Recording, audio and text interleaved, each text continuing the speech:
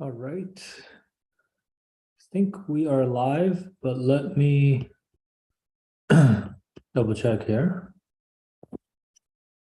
See if it's all working properly, all this tech.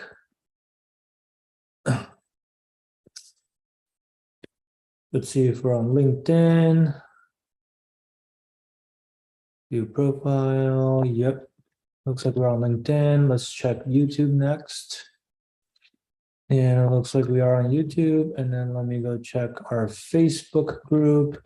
So for those of you that are just tuning in, we will be starting shortly with our monthly live Q&A. We're going to be covering a lot of different things today. Looks like we're also live in our Facebook group.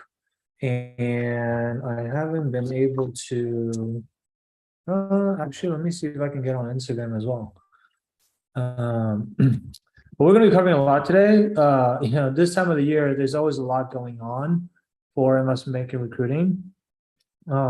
Specifically, if you are a junior that just started junior year, you're probably thinking about junior summer internship recruiting still for summer 2023, at least for those of you who haven't finished recruiting for that yet, right? And then if you are a senior, hopefully most of you got a return offer to go back to where you interned over the summer. But if you weren't able to get a summer internship in the first place, or this year especially, a lot of people actually did a summer internship, but then they weren't able to get the return offer for full-time because market conditions have been pretty bad, then you're probably also trying to recruit for full-time as well.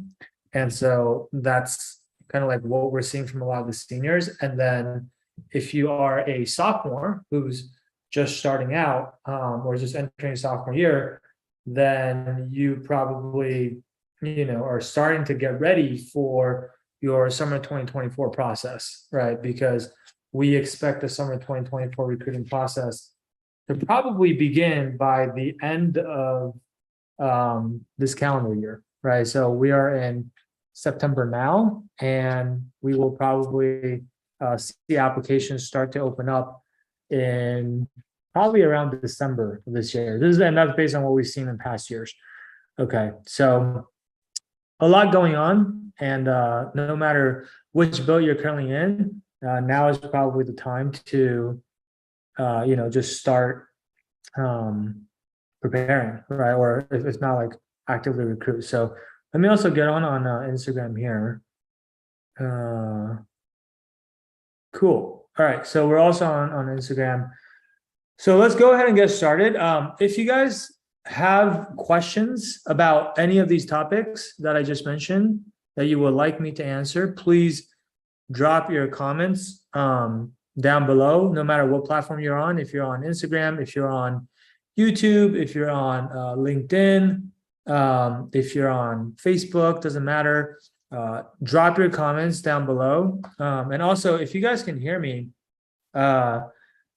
do me a favor and smash the like button, or smash, depending on what platform you're on, either the like button or the heart button, so that I know you guys can hear me. Also help me get some engagement going on this social media algorithm, so that more people can see this in their feed and can come on here and ask questions as well in case they need help also. And so while you guys are doing that, and while you guys are just dropping your questions in the comments, I'm going to let the queue build up a little bit with all the questions that you guys would like me to answer. And in the meantime, just to kind of introduce myself a little bit. Oh, and actually also let me turn on this cool little light that I bought. And so let me just introduce myself real quick. So my name is Sam Shaw. For those of you that don't know me, I'm the founder of Wall Street Mastermind. And what we do here at Wall Street Mastermind is we help students like yourself, and also young professionals who are maybe just started working over the last couple of years. We help people like you break into junior level investment banking positions. Okay, so that's either analyst positions or associate positions. We also help people get into some buy side roles, primarily in private equity, growth equity. Some people go to hedge funds as well. But anyway, like any of these high finance roles that are very prestigious, very hard to get, extremely high paying. You know, a lot of these jobs, especially the reputable firms, we're talking anywhere from 150 to $200,000 plus right out of college, which is, you know, 3 to 4x the national average for what college grads are making nowadays. And so these are like very sought after jobs.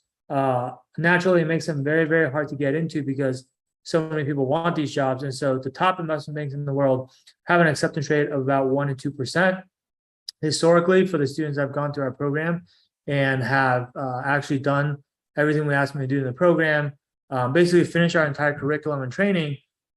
They've been able to place in investment banking at an over 90% success rate. Okay. And we've at this point helped over 650 students over the last almost 5 years or so. And needless to say, we've placed people into every single elite boutique and bulge bracket bank out there. So these are basically like the top 20 investment banks in the world, right? And so this is what we do all day for a living, both myself and my team. And we are probably the most knowledgeable people out there that you're going to find on just how to break into investment banking, at least at the junior level. So whatever questions you guys have about doing that, just again, take this opportunity to make sure you get your questions in. You know, we typically do these Q&A calls with the students in our program twice a week, but obviously, you know, we have a lot of students that we're helping inside our program already. And so we don't really have the bandwidth to just like do this for people that are not in the program. But what we do try to do is I do try to do this once a month so that I can just at least, you know, still answer questions for people who maybe haven't had the opportunity to join our program yet, or you know, maybe sometimes people want to join our program, but for whatever reason, they're just not able to.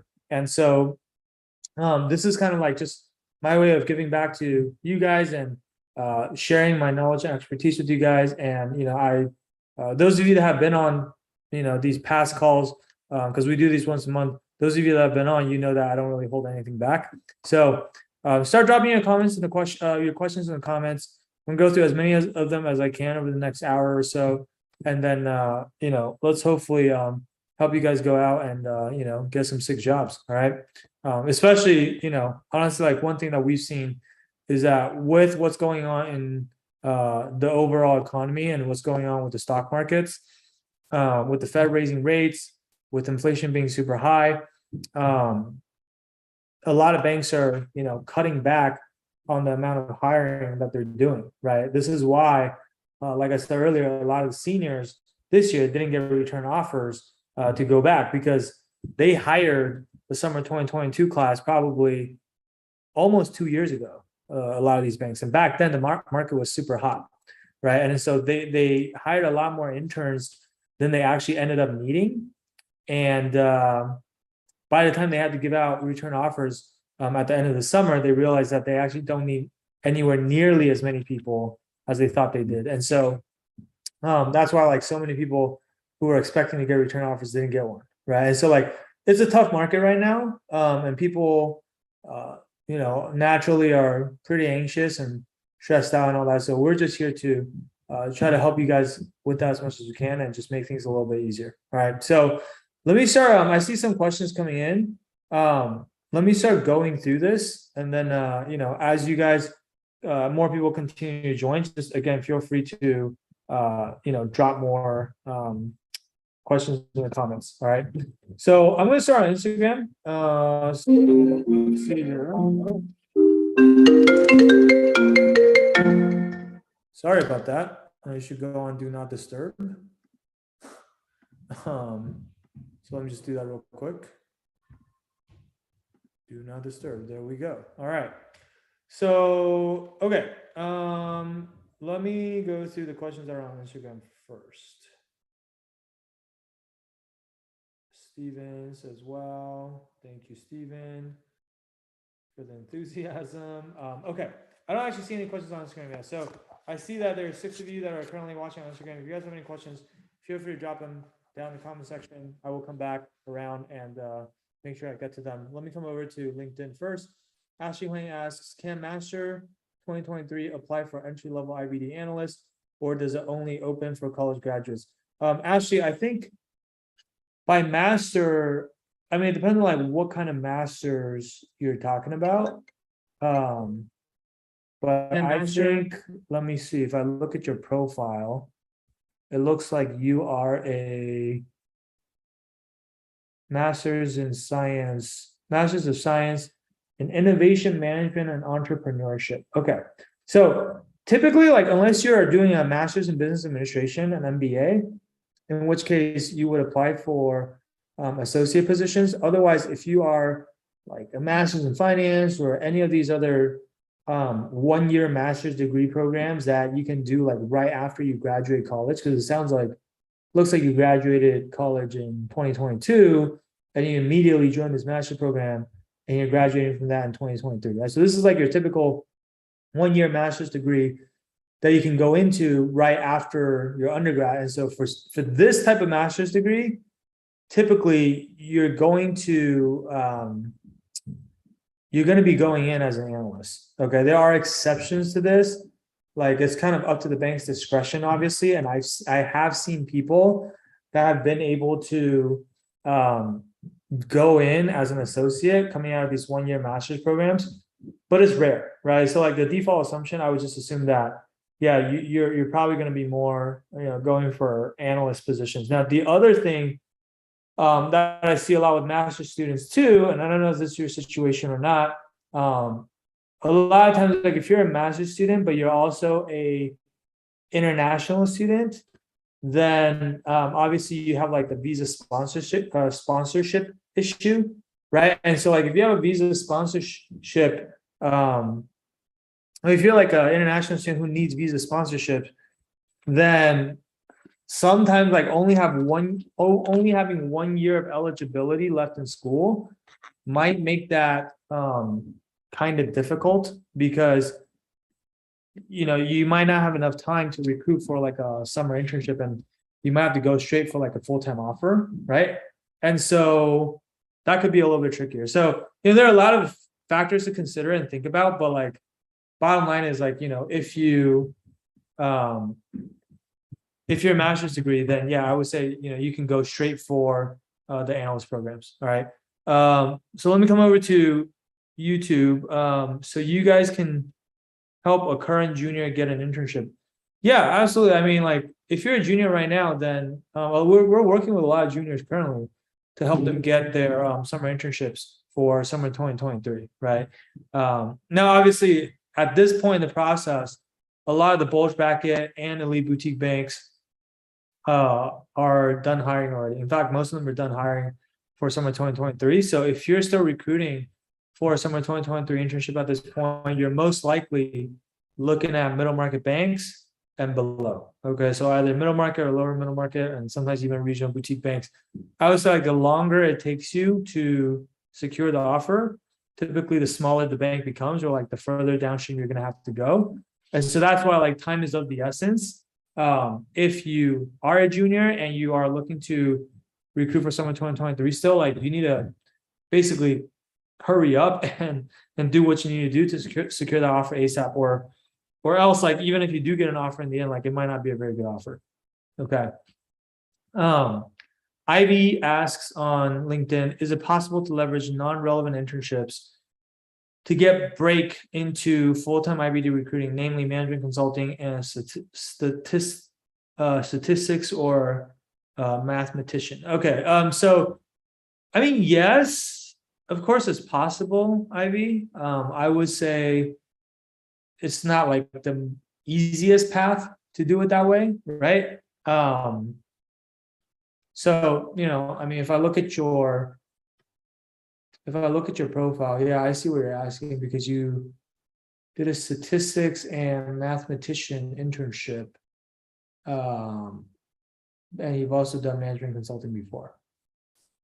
Yeah, I mean, look, it is doable, but it's harder, right? I think like you're gonna have to spin your story to explain why your experience is still relevant, and also, answer questions around like why you didn't just do investment banking earlier. It's probably gonna have to be something along the lines of, you thought you wanted to do these other things, which is why you did internships in those areas. And then through that, you realized that, you really liked certain aspects of it, but there were other aspects that were missing. And you realized that you could get both of those aspects in a job like investment banking. So basically, like you just, only discovered or only realized that you want to do investment banking more recently, right? So that's probably how I would approach it. But like the bottom line is this: like your behavioral answers have to be really on point. You have to anticipate like the types of questions that you're going to get. A lot of these questions are pretty much just like the elephant in the room, right? And then you have that really good answer to prepare for those. It's also going to affect your networking conversations. Since your resume is not as relevant, you're going to have to like network your way in to get people to agree to basically give you a chance to interview, right? And so that's a big factor. And then like the technical side of things, obviously you're going to have to, be able to do well in the technical interviews to prove that even though you don't technically have relevant experience, that you're still capable of doing the job if they hire you. Okay, so I would say those are, some of the really important factors for you to think about. Hopefully that makes sense. Okay, so coming back to YouTube, I don't know how to pronounce his name. I guess it's Thunderbolt or something. I know that's not your real name, but to YouTube, I don't know how to. Yeah. So, but basically, you're asking, can you please give a rundown on your program and what we will benefit from it? Yeah. So, the way I would describe the program, and by the way, like since you're on YouTube, same thing if you're on LinkedIn or on Facebook. I think if you look at the description of this video, below this video, there's a link that says money back guarantee details. And so if you click on that, it'll actually take you to a page where if you just enter some very basic info, it'll take you to a demo video, a detailed demo that walks you step by step through exactly how our program works. So I'll just start with that and say, like, at a high, like if you want like a very detailed look at how our program works, like I would highly recommend you to go watch that video, because otherwise it'll probably take me like 30 minutes to go through everything we do in detail, because our program is so comprehensive and it's so in depth. And so I don't want to do that on this live stream, because I want to make sure that I'm saving most of the time here to actually answer people's questions. I'm not here just to like pitch my program or whatever. Of course, those of you who are interested in our program, are interested in exploring it further, we're happy to talk to you. There's also a link below the videos where you can go and book a call with us to talk to us more. But and for those of you on Instagram, the link is www.wallstreetmastermind.com/apply. Okay, and the streets abbreviated to ST. But coming back to your question, I'll just give you a high level overview, right? The way that it works in terms of our program is like, imagine if you had access to like investment bankers who could answer any questions you have about recruiting 24/7 on demand, right? Like anytime you need help with anything, you have like a community that you can go to, that you can just like ask your questions to. And then whether it's like myself and the other coaches on team, or at this point, like I said, we've worked with over 650 plus students. And so there's a lot of alumni from our program that are already currently working at these firms. They'll actually like basically answer your questions. We have like a Slack that all of our clients hang out in. And so like we basically communicate in the Slack channel like every single day about all things recruiting, all things recruiting related. So you can ask networking questions, resume questions, technical questions, behavioral questions, like doesn't matter, whatever types of questions you have, pretty much someone has an answer, right? Now that's combined with that community aspect is combined with obviously there's like an entire curriculum that we have that you would go through to help you prepare for all the different aspects of recruiting, from how to get more interviews to like also like prepping for those interviews, again, on both the behavioral and technical side. And so you would go through that curriculum, and then like we mix that also with live instruction. So like I said, we do these Q&A calls twice a week for our students. So we just hop on Zoom and people can ask us whatever questions they want in like a very small, intimate setting. And we do other things like, mock interview, hot seats. We also edit everyone's interview questions for them or interview answers for them. So that's super polished. So like, that's kind of like at a high level, but like, if I were to really just sum it up, you can almost think of it as if you were just taking an extra elective in college, and this class is basically like how to get a job in investment banking. Okay. And like, you can think of me as like the professor, and then you have other classmates who are also going through the process with you at the same time. You have other upperclassmen and alumni who are willing to help you. And then you also have, like office hours and things like that where you can come and ask questions. It's like almost like exactly how you will learn anything else in school. We recreated that environment here outside of school because, quite frankly, your school is most likely not doing a very good job of equipping you with the skill set and knowledge that's needed to get this job, right? Which is kind of ironic because most of us, like, we pay a lot of money to go to school so that we can get a great job, but like most schools nowadays, they're just teaching you a lot of theory and things like that, but they're not actually teaching you like the actual skill set that's needed to navigate through like what's becoming a more and more competitive recruiting environment, right? And so we're just basically filling that gap that a lot of people are wanting, but don't have access to. Okay, so anyway, that's like high level overview, but like, again, I would highly encourage you guys to click that link down below the video. Again, if you're on LinkedIn, YouTube, or Facebook, you should be able to see that link. If you're on Instagram, you don't have access to that link, but it's really just fast.wallstreetmastermind.com/demo. Okay. Again, the street in Wall Street Mastermind is abbreviated to ST. So it's fast.wallstmastermind.com/demo. And if you go there, you'll be able to watch a detailed demo of exactly how the program works, see if it's for you. Okay. And also for those of you that are interested in our program, just so you know, it is by application only because we do not have the bandwidth to be able to work with every single person. Okay. We probably, right now, like we're enrolling no more than 30 people a month in each of our cohorts. And so like, that's very, very little, right? Because you got to understand there's probably like anywhere from 150 to 200,000 applicants for investment banking every single year, right? So we're working with a very, very, very small, tiny percentage of those people. And so it is by application only. But the way that works is like, before you even apply, you can book a call to speak with an upperclassman or one of our alums that's already gone through the recruiting process. Okay, so this is someone that's recently gone through the recruiting process. They're maybe just like one step ahead of you. They're around the same age as you, but they're already where you want to be. And you can just ask them whatever questions you want about the recruiting process. You can ask them for advice on how they got to where they are. You can ask them for feedback on, whatever you need feedback on. You can ask them about their experience in our program if you want to. And, it'll be a quick 20 to 30 minute conversation, just talking about whatever you want to talk about. And you can try to get as much as you can out of it. And then like after that conversation, if you're still interested in working with us, then they can set you up for a follow-up call with our team, at which point we will vet you as an applicant to see like, if you're actually a good fit for the program. And if you are, great, obviously we'll invite you in. If you're not a great fit for the program, we will not invite you in, and we'll just give you some advice instead of it. In fact, we have no incentive to invite people in that aren't a great fit for our program because we actually offer a money back guarantee, which means that if we don't get you a job, we'll just refund you your money. Right. So like, we do not want to work with people that we are not confident that we can get a job for. Okay. That's the beauty of our program, which is if we invite you into our program, you can know for sure that we are already extremely confident that we can get you into banking. Okay. Regardless of how dire you think your situation might be.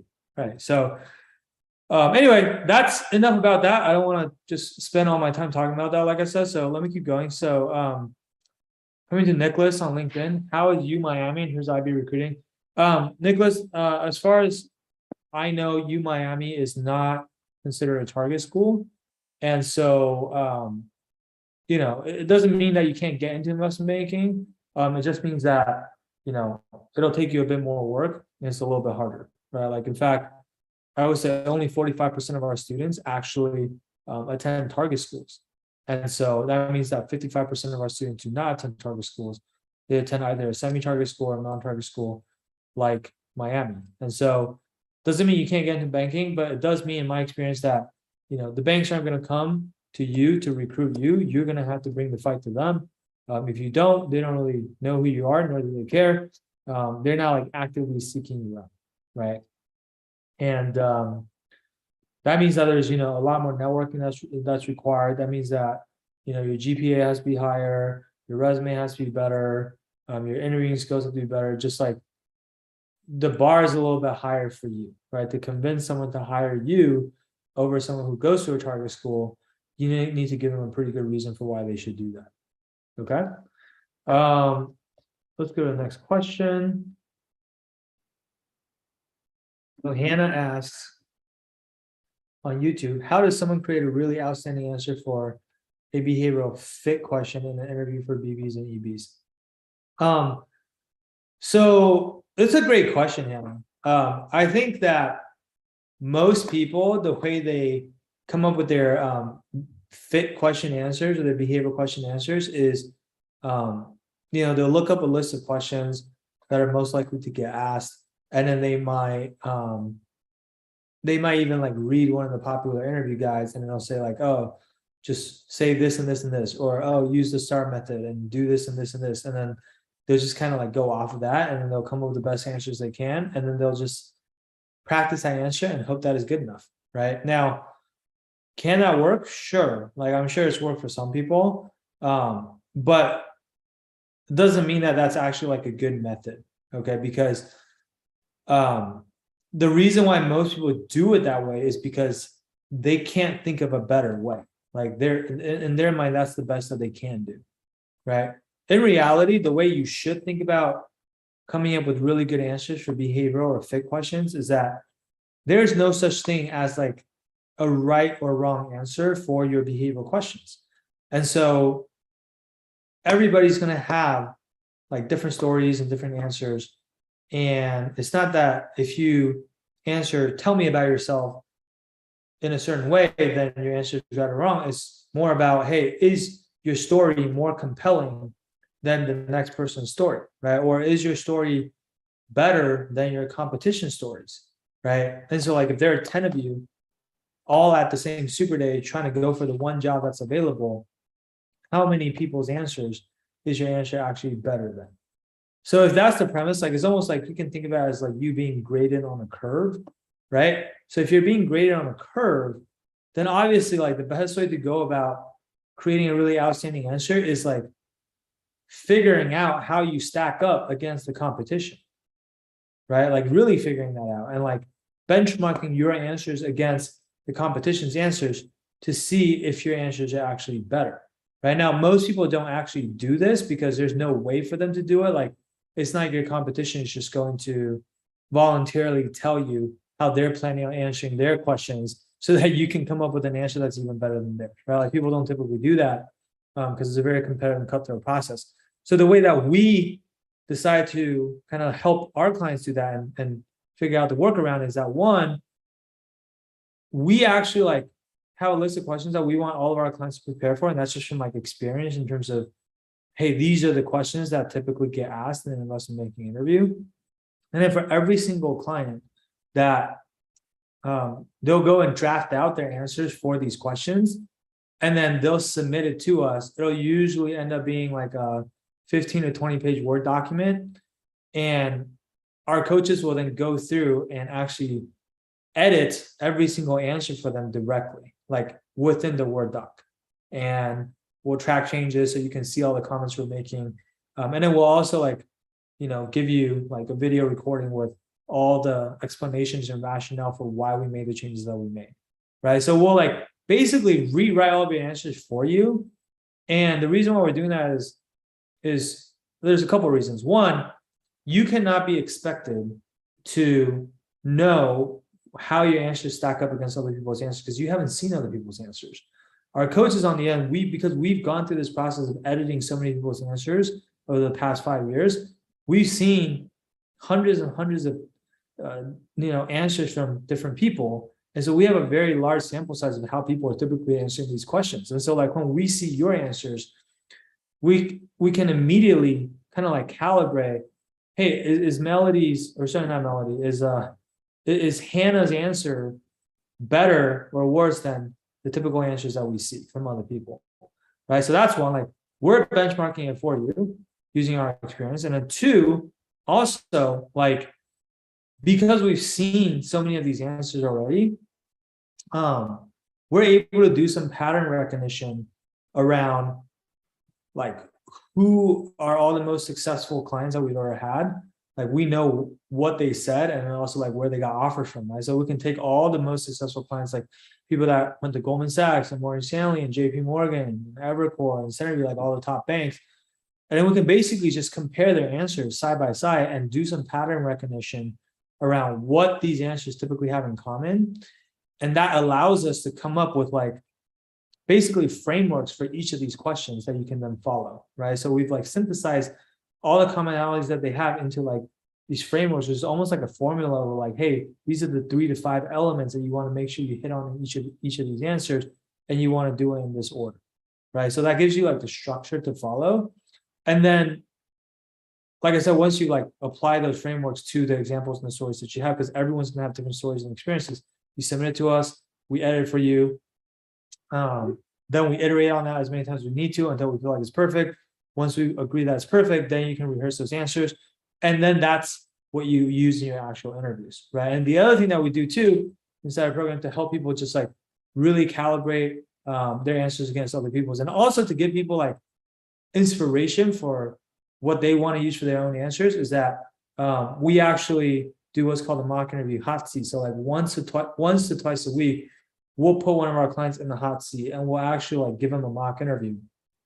And then everybody else who's not in the hot seat can just actually observe the mock interview.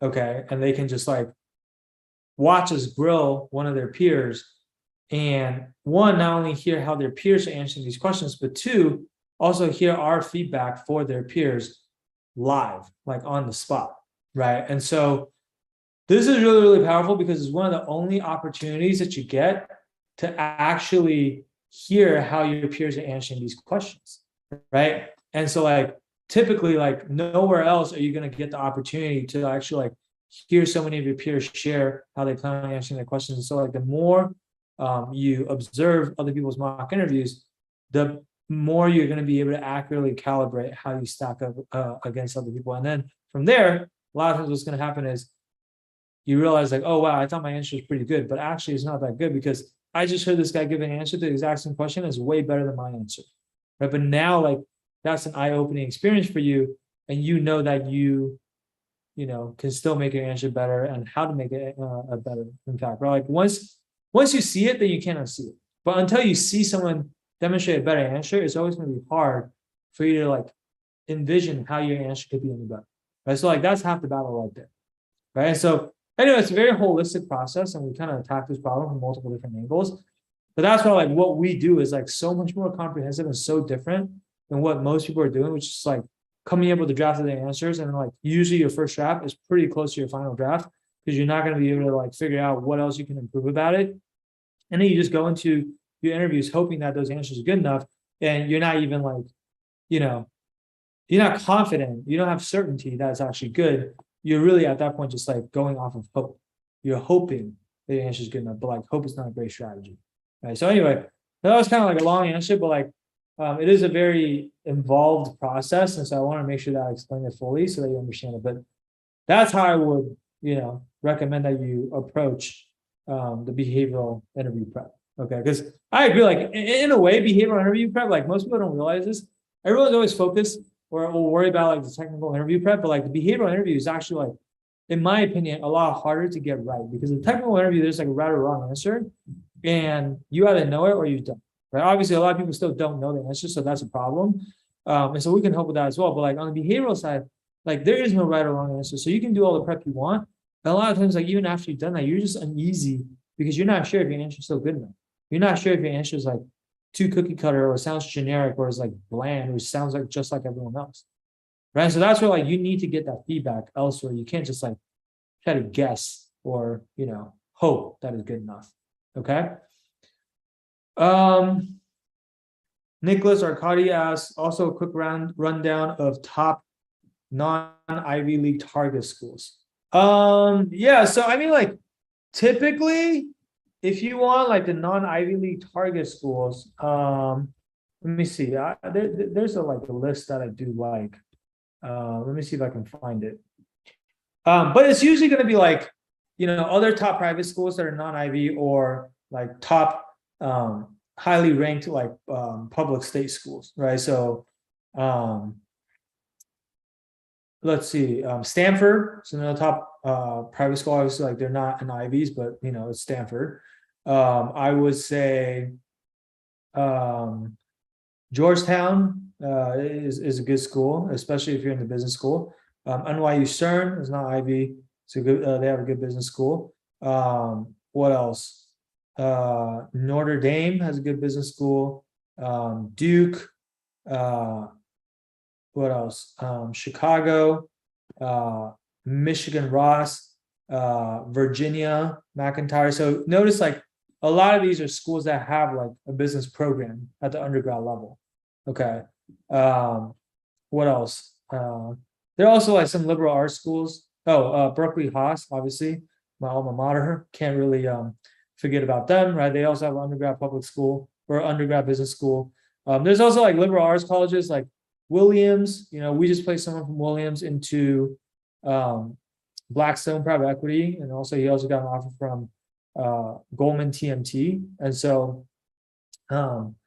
Williams is a pretty good school. Amherst, Northwestern, solid school. There's other, I don't know, like that's a bunch right there, right? But like, there's other like public schools like UT, Austin, McCombs, although they're stronger in the Midwest, obviously, or in the South, like Houston office, UCLA, solid school. What else? UNC, Indiana, if you can get into investment banking workshop. Although I've been hearing that the quality of the workshop has also, it's not quite what it was back in the days, because they've expanded a lot, and they now have much larger class sizes, and obviously as class size increases, it's harder to kind of like maintain the success rate that they have. But nonetheless, like there's plenty, right? Like you kind of get the gist. Like those would be what I would say like some of the top non-Ivy target schools. Okay. Rebecca asks on YouTube, "Hi Sam, I completed my IB internship and unfortunately did not receive an offer. Had a negative experience in my group regarding the culture and mentorship. Any tips for 2023 full-time recruiting?" Okay, sure. This is a question that a lot of people probably have questions about. Like I said, all of you who are currently seniors that didn't get a return offer, you guys are probably wondering what you should do. First of all, time is of the essence, because full-time recruiting has been happening already, like over the last, I would say, month or so since the internships ended, right? So some offers have already gone out, and also you got to understand, like a lot of these places, they don't have a lot of offers this year, because some places they've actually like filled their entire full-time class with just a summer interns. That's why the offer rate is so low, because they don't have enough offers to go around as is. And so they weren't even looking for full-times. And like the banks that are looking for full-times usually is because maybe some of their interns turned down their offers and decide not to come back, or or maybe some of them like they just hired a bad class, and like a lot of their interns didn't get return offers, but they actually do need more people, right? But like most of the time, first of all, you need to understand like recruiting at the full-time for the full-time process, like it happens at the group level and not at the firm-wide level, right? So it's not like, hey, is Goldman Sachs hiring? It's actually like within Goldman Sachs, maybe like TMT is full, but consumer is not, and then healthcare is full, but FIG is not, right? Like, and so like every group is different, and in fact, each group is going to run their own individual separate processes, right? And then like most of the groups that we've seen this year, especially, but in most years anyways, like even if they do have openings, usually it's going to be maybe one or two spots, right? Like it's not going to be like a bunch of openings that they're trying to fill. Like it's very few and far in between. So all this is to say, you're going to have to network with all of these groups individually. like you can't just say, oh, I've networked with Goldman Sachs. You have to treat each group almost as like their own small boutique bank within the larger bank and treat them as like separate entities, right? And a lot of these groups also for full-time, because there's not that many jobs that they're trying to fill, they don't even post these openings online, actually. So like if you go through and like look on the career pages for a lot of these banks, you won't see any full-time opportunities posted on the careers page. Like the summer internship applications are always posted on the career pages without fail, right? Full-time, that's not the way it works. So like if all you're doing is looking on the career pages for these companies, like you're not going to find a whole lot, and you're going to miss out on a majority of the opportunities. Okay, so a lot of these opportunities, you only know about it if you network with people in the group. If you're not on their radar, then you won't even hear about it, right? So I don't know like how much networking you've done, Rebecca, but if you haven't been doing that, like you got to get on that ASAP. And then also like the other thing is, obviously you need to have a really, really good answer for why you didn't get a return offer, right? Like one of the first questions that they're going to ask in almost every single interview for full-time is, did you get a return offer? And if your answer is no, they're going to want to know why you didn't get a return offer. And, you know, like usually if you don't have a good explanation for that, then people start wondering if something was wrong with you, or maybe you weren't a good intern. And like if your firm wasn't even willing to hire you back for full-time after getting to know you over a 9 or 10 week period, then the rationale is like, why should we then take a chance on you? Because obviously, you know, like that's a huge risk for them, right? And there are plenty of other people that do have return offers that they could potentially get, instead over you, right? So those are like probably the two biggest things I would keep in mind. And obviously there's like a lot more that goes into that. So like, you know, if you want to work more closely with us for us to help you out with the full-time recruiting process, like feel free to reach out. I would not be discouraged. I'll also say that, like, you know, we just had a client who actually did a summer internship at a firm called JMP, which is, I would say, like a lower middle market firm. And he actually didn't get a return offer because I think only about half of the interns got return offers this summer from their class.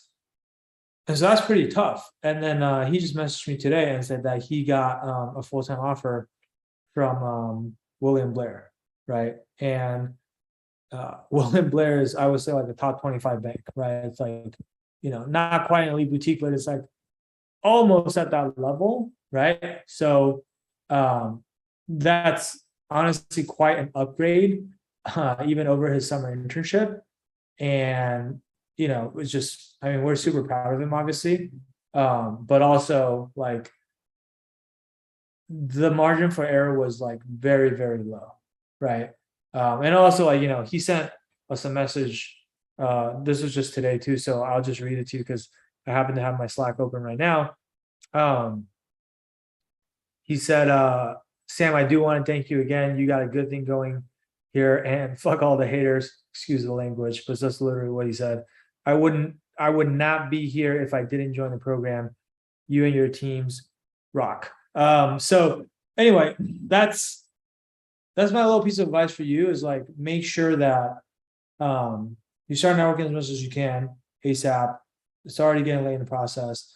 Make sure that you have a really, really good answer for why you didn't get a return offer. Hopefully you have people who can are willing to serve as your positive references from your work, because that's really, really important. And oh, one last thing, like, make sure that you're able to talk about anything you worked on over the summer. Like if you have any projects or deals that you listed on your resume, you got to be able to talk about those like inside out. You got to be ready to like get grilled about it in depth. Okay, so those are probably like my top 3 tips. So hopefully that helps, Rebecca. Let's go to the next question. Diego asks on LinkedIn, I'm currently a sophomore in community college. As we all know, IB recruiting starts super early for junior summer internships. How should I go about the recruitment process? Yeah, Diego. So like we've helped multiple students from community college who want to break into IB. In fact, there are a couple of students that are currently in community college that are in our program right now. So it is more challenging coming from community college, no doubt. In fact, you can't really recruit for IB coming from community college with like an associate's degree. You do need to go to like a 4-year school with a bachelor's degree.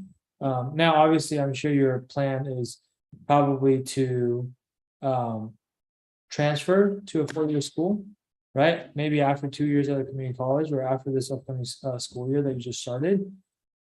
And so that's fine. But to your point, because summer internship recruiting happens so early now, like it starts pretty much like halfway through your sophomore year while you're still in community college. And then like by the time junior year starts, let's say now you're out of your 4-year school and you can finally start recruiting, you're mostly looking at it's the same thing as people that are juniors now, right? Like you're mostly looking at like middle market and lower middle market banks, if not regional boutiques. And also it depends on like what shape your resume is in at that point already. Like if your resume is not in good shape because like you don't have any relevant experience, also keep in mind it's hard to get relevant experience while you're still in community college because like again, same thing, people don't really want to hire interns from community colleges, right? But if your resume is not in good shape, then it's also like it's not like as soon as you start your junior year, you'll be able to just recruit right away, right? You still need time to like build up your resume and things like that. And so by the time all that's said and done, like if you're like halfway through your junior year already, like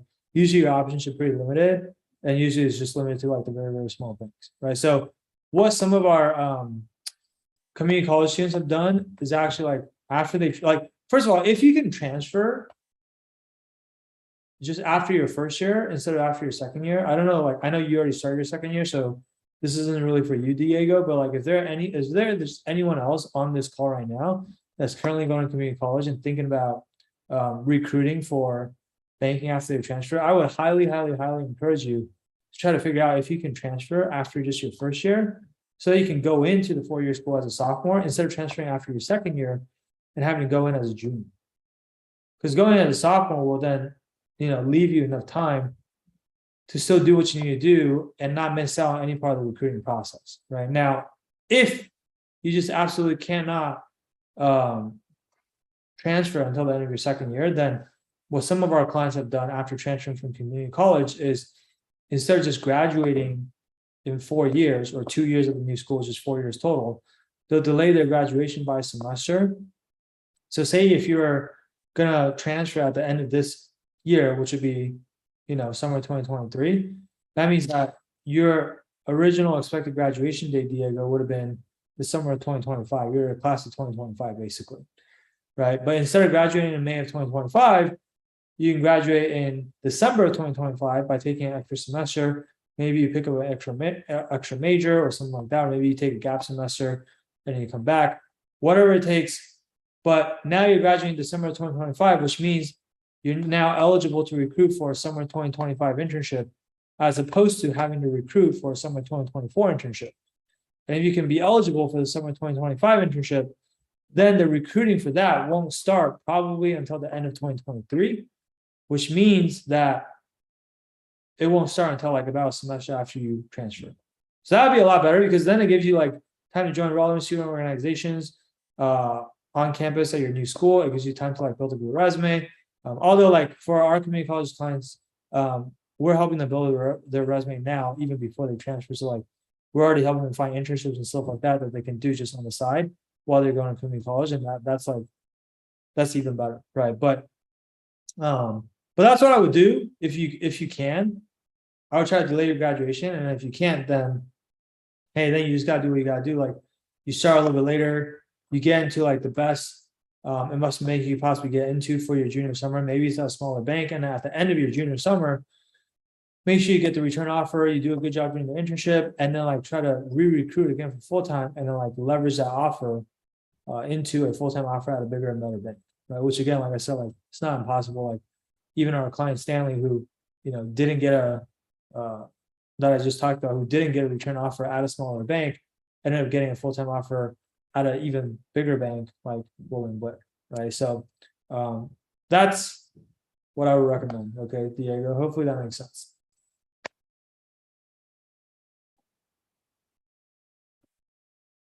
All right, let's go to I think I only see one more question in the queue. So if anyone else has, I'm going to answer it, but this is a question from Brian on LinkedIn. But if anyone else has questions, I will highly encourage you to drop them down in the comment section.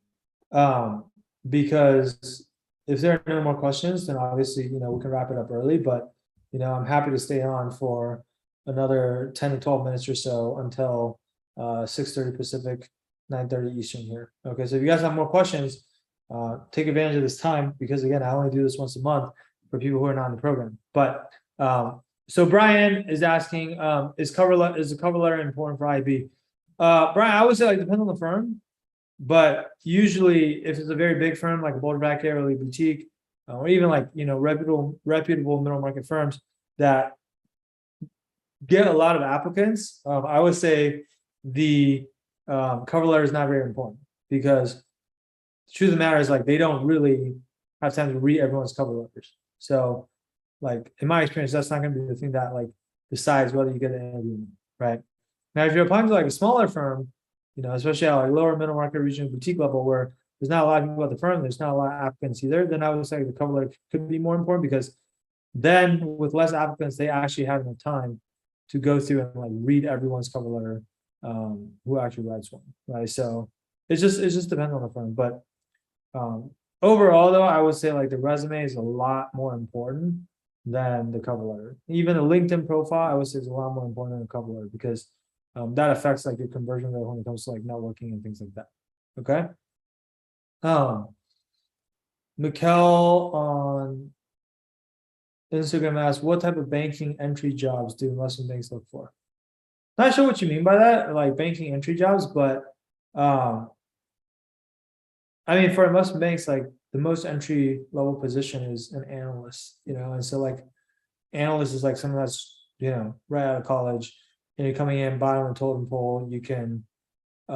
You're primarily spending your time focusing on building financial models and also building PowerPoint presentations for your clients. I'm not sure that's what you're asking, but that's like what junior bankers probably spend over 90% of their time doing. Okay. So I don't know if there are any other questions. If there are, feel free to drop them down below. Again, happy to stay on for another 10 minutes or so. If not, while we're waiting for people to do just like a last round of questions, just in case. Again, for those of you that joined halfway through, or maybe just joined, if you guys want help with investment banking recruiting, and by the way, this entire live stream is recorded, so you guys can always go and rewatch it on any of our social media accounts, YouTube, LinkedIn. LinkedIn is my personal profile, but YouTube channel, we have a YouTube channel, we have a Facebook group, you can look us up, and then also Instagram as well, right? But so this is recorded, okay? But for those of you that want help with investment banking recruiting, again, like, we're probably like the best level of help that you can get out there, out of like all the recruiting prep services that we've seen, in terms of like track record, in terms of results, in terms of client testimonials, in terms of success rate. We're the only company out there that even offers a money back guarantee, which is like pretty ridiculous and unheard of. So if you guys are looking for the best help possible to maximize your chances of getting something that's really, really important, which is your career, then I highly encourage you guys to reach out. Okay, you start by booking that free virtual coffee chat with an upperclassman or an alumni of our program that's already gone through the process successfully, that's already recruited, they've already got an offer from the top bank.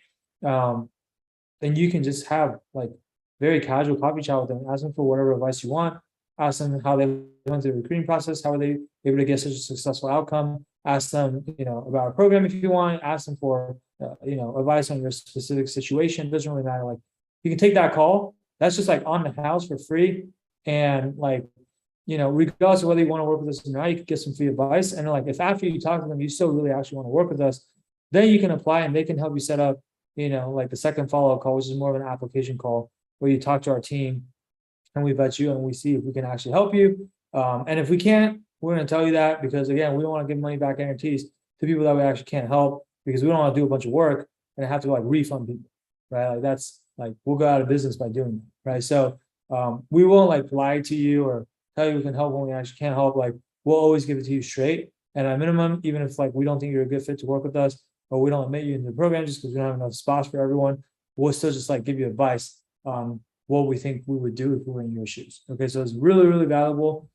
Highly encourage you guys to just hop on a call with us if you're even at all considering, or even if you're not, that's okay. If you just like need advice for recruiting in general, like hop on a call with us. There's no one more experienced than this. Okay.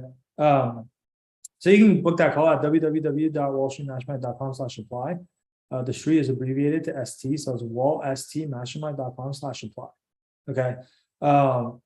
So anyway, that's my little plug at the end, but I saw that while I was doing that, we did get one more question. So let me, it's a clarifying question from Mikel. So she asks, I'm talking about summer jobs that you can do here, summer jobs that you can do before getting involved in an investment banking internship. Oh, got it. Okay, so you're talking about like what type of relevant experience can you like get to add to your resume before you actually apply for like the real investment banking internship, right? So ideally you want to get internships that give you transactional experience. So like working at a smaller investment bank, like a regional boutique bank, is obviously like probably the closest thing you can possibly do. But even something else like private equity, right, where you're still acquiring companies and analyzing the companies, I think that can be very relevant as well. Hedge funds, where you're analyzing stocks, equity research, same thing where you're analyzing stocks. Those can be highly relevant. Valuation jobs can be relevant because you're learning how to do valuation, which is a big part of investment banking. Corporate development, which is like doing M&A, but in-house for actual companies. That can be relevant. I mean, also like those are probably like some of my top choices, right? So there's plenty of options in terms of like things that you can do that are relevant to investment banking. Typically what we will do for people that work with us, if you're coming in with absolutely no experience whatsoever and you're just starting out, usually there's like a chicken and the egg problem where you want to get relevant experience, but no one will hire you because you don't have any experience. But if no one will hire you, then hire you supposed to get relevant experience, right? So like that's always a little bit tricky. And so typically, like we basically figured out a way where we can actually help anyone, regardless of what school you go to, target school, non-target school, regardless of like how little experience you have. Like in fact, you can literally have no relevant experience whatsoever prior to this, and we can like help you get your first relevant internship, usually within just like 1 or 2 weeks. And this will typically be an internship at like a small private equity or a small private equity firm or a search fund where you essentially these funds have raised like anywhere from like 7 to 8 figures of capital from investors, and they're taking all of that money and they're going out and looking for a single company that they can acquire, and they're going to acquire this small business, and then they're going to like basically operate that company for anywhere from 5 to 10 years, and they're going to try to sell it off for a higher price than they bought it for.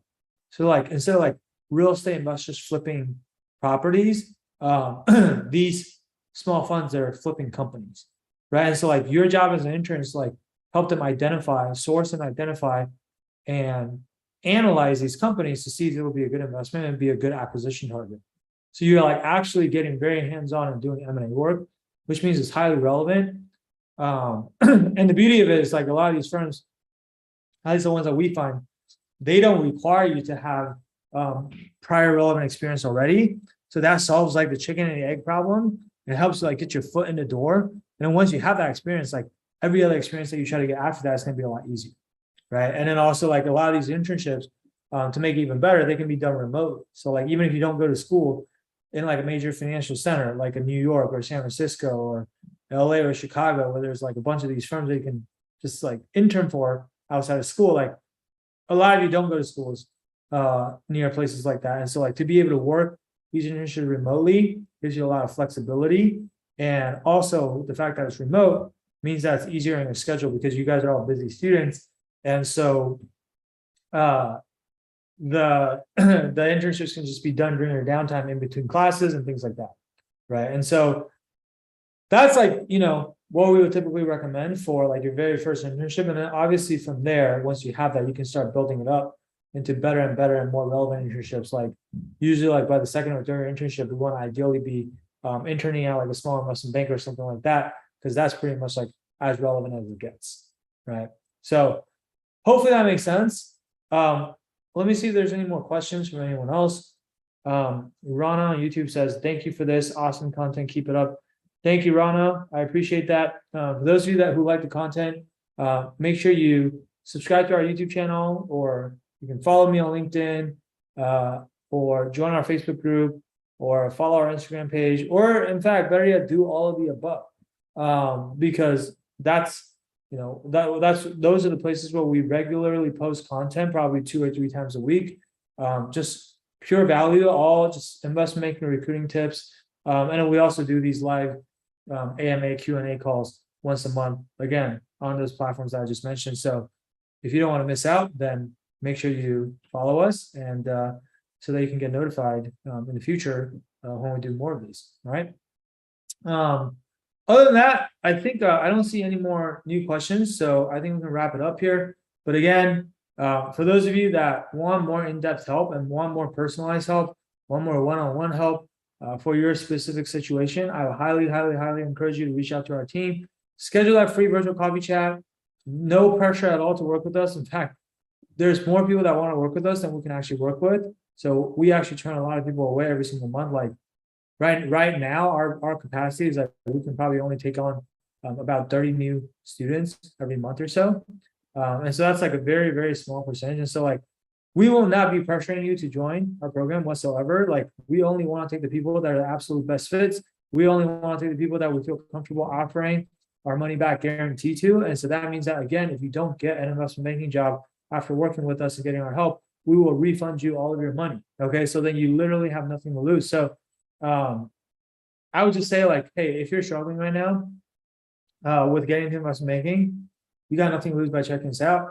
Even if you're not struggling, or like you haven't really gone through the process yet, or so you don't know if you're going to struggle, I would say, like, whatever outcome you can get on your own, we can almost certainly guarantee that we can get you an even better outcome.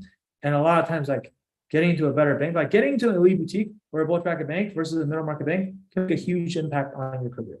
Or even like within elite boutiques and bulge bracket banks, like if you're getting into like a lower tiered bulge bracket bank, like a UBS or a DB, versus like an upper tier bulge bracket bank, like Goldman Sachs or Morgan Stanley, it can make a huge difference in your career, right? Or getting into, you know, a lower tier elite boutique like a Greenhill versus like an upper tier elite boutique like an Evercore or Centerview, it can make a huge difference in your career, right? So like, don't leave anything on the table. Don't just like settle for good enough. Don't just ask like, oh, what is the minimum that I can do to like get myself into investment banking? Ask yourself, what can I do to like maximize my chances of getting in? And not only that, like maximize my chances of getting the very best offer that I can possibly get, because a better offer means higher compensation. It means more prestige. It means your resume is going to look better for the rest of your career because you have that halo effect. It means you build a stronger network. You meet higher caliber people. You're learning from, you know, the best bankers that are out there, and you have the best exit opportunities. Like, there's so many benefits to just working at a top tier bank. You do not want to leave anything on the table. Okay, so I'll leave it at that. Highly encourage you guys to reach out, book a call with our team, and then no matter what, whether we can work with you or not, at a minimum, we'll give you some advice just about your specific situation. Like, you know, similar to what we're doing now on this call, but like on this call, there's so many people asking questions. It's like, we can probably only answer like 1 or 2 questions from each person, versus like on these calls, you can ask as many questions as you want, and it's all 100% tailored to your exact situation. Okay. So anyway, hopefully that helps. Hopefully you guys found this to be beneficial. I enjoy doing this every single month. We'll be back around the same time next month. Usually it's the first Tuesday of every single month. But until then, in between now and then, if you guys have questions, feel free to reach out to us. Feel free to message me on LinkedIn, or you can DM me on Instagram, whatever it is that you want to do. There are a lot of different ways to reach us, and we'll always do our best to help you guys out as much as possible. All right. Okay, guys, we're going to wrap it up here. Thank you for tuning in, and we'll talk soon.